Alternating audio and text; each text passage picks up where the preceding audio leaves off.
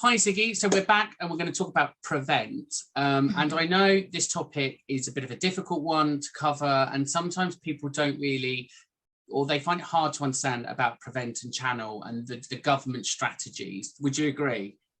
Yes, and separating it from safeguarding, because they can all fall in together. It can.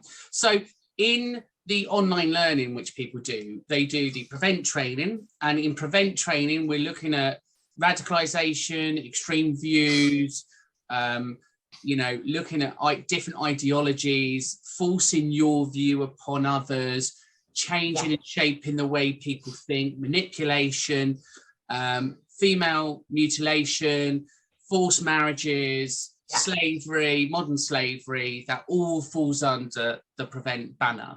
And again, like the other subjects, we discuss this on a monthly basis. And do you want to just explain who's responsible for that and the process in which the apprentices can follow? Yeah, the leads, first of all, your tutors will discuss with you prevent on a daily basis, and usually they do this by looking at current affairs, what's going on, and getting you to understand that this is an example of what prevent is here for, to keep an eye out for extreme views, radicalization, and such like. So first and foremost is when you do have concerns, or then it's your tutor that you would go to, and then that again really does bring it, they will then bring it up with the lead safeguarding officers, who then are your lead prevent officers, and then we would follow the process in very much the same way as we do with safeguarding. There'll be an investigation, we'll contact the relevant agencies, the police, social services, depending on your age and circumstance of the incident, and then take it from there. Brilliant, thank you.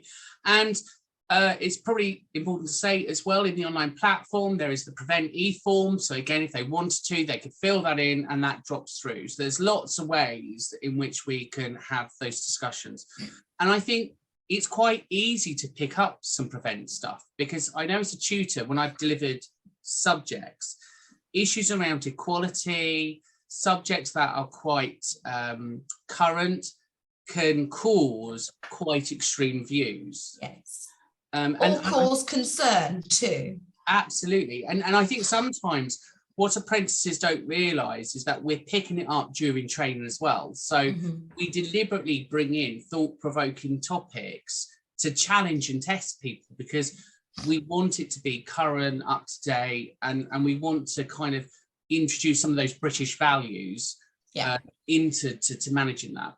So that's a great example of prevent. And with channel, which is kind of that bolt-on bit in which we did, it was all about making sure we understand points of referral, where to go, how to get that information. And again, you could get it from IAG in your advice and guidance, if that was a concern.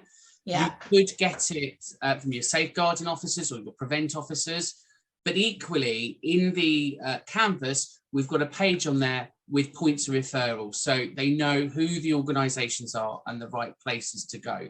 Because again, am I right in saying different boroughs, different areas of the country have slightly different people or reporting processes? Yes, 100%. So it's important that they click on the links and they follow the right channels there. And again, if somebody did find it difficult, then they've only got to talk to their tutor or come back to you guys. Yourself or Shilpa, yeah. Brilliant.